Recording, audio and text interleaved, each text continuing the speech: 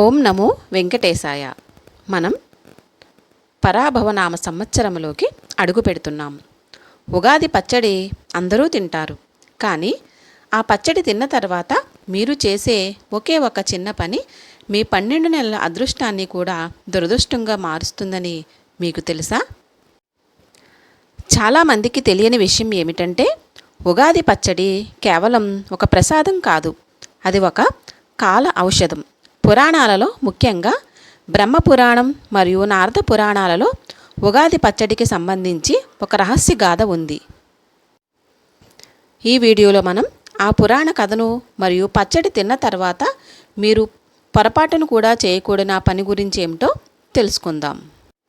పూర్వం బ్రహ్మగారు సృష్టిని ప్రారంభించినప్పుడు కాలపురుషుడు 6 రుచులతో కూడిన ఒక అమృతాన్ని తయారు చేశాడంట. ఆ అమృతాన్నే మనం ఉగాది పచ్చడి అని పిలుస్తాం. అయితే ఈ పచ్చడిని మొదటిసారి దేవతలు స్వీకరించినప్పుడు వారిలో ఎవరైతే పచ్చడి తిన్న వెంటనే నిద్రపోయారో లేదా ఇతరులపై క్రోధాన్ని చూపించారో వారు ఆ ఏడాది మొత్తం కూడా అసురుల ప్రభావానికి లోనయ్యారని పురాణాలు చెబుతున్నాయి. ముఖ్యంగా పరాభవ నామ సంవత్సరంలో పేరులోనే పరాభవం ఉంది. అంటే ఈ ఏడాది మనం అప్రమత్తంగా లేకపోతే మనకు గౌరవ హాని జరిగే అవకాశం ఉంది. ఈ గాథ ప్రకారం పచ్చడి అనేది మనలో ఉన్న గ్రహ దోషాలను శాంతింపచేసి ఒక కవచం. దాన్ని అవమానించేలా ప్రవర్తిస్తే ఆ కవచం వీడిపోతుంది. షడ్రుచుల వెనుక ఉన్న గ్రహ బలాలు. పచ్చడిలోని 6 రుచులు మీ జాతకంలోని నవగ్రహాలను ఎలా నియంత్రిస్తాయో ఇప్పుడు చూద్దాం. వేప పువ్వు. చేదు అనేది శనిదేవునికి ప్రతీక. జీవితంలో వచ్చే కష్టాలను, అవమానాలను తట్టుకునే శక్తిని శనిదేవుడు మనకు ప్రసాదిస్తాడు. పురాణాల ప్రకారం ఉగాది రోజున వేప పువ్వును స్వీకరించినప్పుడు ఎవరైతే ముఖం చిట్లించకుండా ఇది నా కర్మఫలాన్ని హరిస్తుంది అని భావిస్తారో వారికి శని ప్రభావం తగ్గుతుంది. బెల్లము. బెల్లము గురువు మరియు రవులకు ప్రతీకగా. బెల్లం సూర్యుడికి మరియు బృహస్పతికి సంకేతం. ఇది మీ జీవితంలో ఆనందాన్ని, ఐశ్వర్యాన్ని ఇస్తుంది. బెల్లం ఎక్కువగా వాడడం వల్ల జాతకంలో గురుబలం పెరిగి సంతాన మరియు వివాహ ప్రాప్తి కలుగుతుంది. చింతపండు. పులుపు అనేది కేతువుకి సంకేతం. కేతువు అంటే చిక్కులు. జీవితంలో వచ్చే మార్పులను నేర్పుగా ఎలా ఎదుర్కోవాలో కేతువు మనకి నేర్పిస్తాడు. ఈ పులుపు మీలోని సహనాన్ని పరీక్షిస్తుంది. ఉప్పు. ఉప్పు అనేది చంద్రునికి ప్రతీకగా చెప్తారు. చంద్రుడు మనస్సుకు కారకుడు. ఉప్పు తక్కువైనా లేదా ఎక్కువైనా రుచి పాడవుతుంది. అలాగే మీ మనస్సు కూడా బ్యాలెన్స్డ్గా ఉండాలని ఈ రుచి చెబుతుంది. కారం అనేది కుజుడికి ప్రతీక. కుజుడు అంటే ధైర్యం మరియు కోపం. కారం మీలోని ఉత్సాహాన్ని ప్రేరేపిస్తుంది, కానీ ఇది మితిమీరితే క్రోధం కూడా అవుతుంది. మామిడి వగరు. వగరు అనేది రాహువుకి ప్రతీక. రాహువు అంటే కొత్త ఆశలు, వింత అనుభవాలు. మామిడి వగరు మీ జీవితంలో వచ్చే కొత్త సవాళ్లను ఎలా స్వీకరించాలో చెబుతుంది.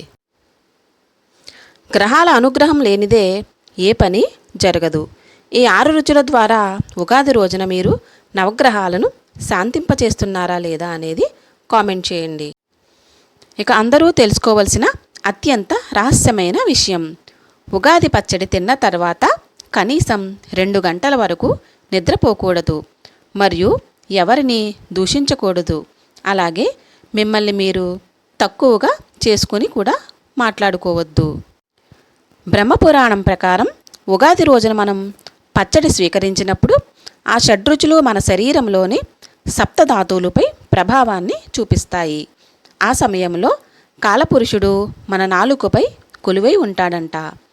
మీరు పచ్చడి తిన్న వెంటనే నిద్రపోతే ఆ ఏడాది మొత్తం మీ అదృష్టం కూడా నిద్రపోతుందని మన పెద్దలు మరియు శాస్త్రాలు చెబుతున్నాయి. అంతేకాకుండా ఆ 2 గంటల సమయంలో మీరు ఎవరినైనా తిట్టినా లేదా నాకు ఈ ఏడాది అస్సలు బాలేదు అని నిరాశగా మాట్లాడినా అది తదాస్తు దేవతల వల్ల నిజమవుతుంది అంటారు. ముఖ్యంగా పరాభవనామ సంవత్సరంలో వాక్శుద్ధి అనేది చాలా ముఖ్యం. ఆ సమయంలో కేవలం పంచాంగ శ్రవణం వినడం వల్ల గ్రహ దుష్ప్రభావాల నుంచి తప్పించుకోవచ్చు.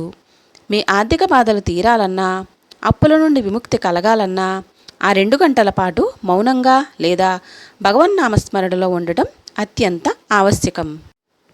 పరాభవనామ సంవత్సరంలో మీకు ఎటువంటి ఆర్థిక ఇబ్బందులు రాకూడదు అనుకుంటే ఈ ఉగాది రోజు చేయాల్సిన ఒక అద్భుతమైన పరిహారం ఉంది. ఇది ఎంతో శక్తివంతమైనది. ఉగాది పచ్చడి తయారు చేసిన తర్వాత దేవునికి నివేదించి మీ ఇంటి ఈశాన్య మూలలో ఒక మట్టి ప్రమిదను ఉంచండి. అందులో నువ్వుల నూనె పోసి 2 తెల్లని ఒత్తులు వేసి దీపాన్ని వెలిగించండి. ఆ దీపంలో ఒక చిన్న పచ్చకర్పూరం ముక్క మరియు 1 యాలకులు వేయండి. యాలకులు లక్ష్మీదేవికి అత్యంత ప్రీతికరమైనవి.